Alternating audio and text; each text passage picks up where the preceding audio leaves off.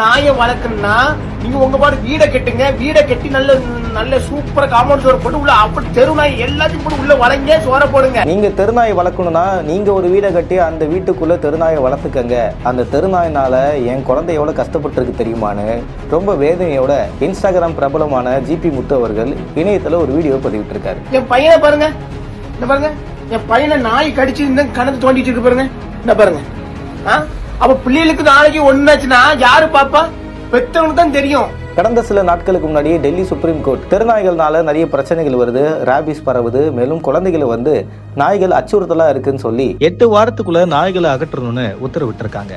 இதை பார்த்த நிறைய சமூக ஆர்வலர்களும் அனிமல் ஆக்டிவிஸ்டும் போராட்டத்தில் ஈடுபட்டு வரக்கூடிய இந்த சூழ்நிலையில நடிகரும் இன்ஸ்டாகிராம் பிரபலமா இருக்கக்கூடிய ஜிபி முத்து அவர்கள், நீங்க தெருநாய் வளர்க்கணும்னா வீடை கட்டி அந்த வீட்டுக்குள்ள இந்த நாயை வளர்த்துக்கங்க.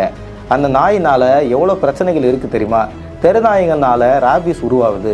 ராபிஸ் மட்டும் இல்லாம என் குழந்தையுமே அந்த தெருநாய் கடிச்சு எவ்வளவு கஷ்டப்பட்டு இருக்காங்க தெரியுமா அப்படின்னு தன்னுடைய மகனுக்கு ஏற்பட்ட காயத்தையும் இந்த வீடியோல காட்டுறாரு.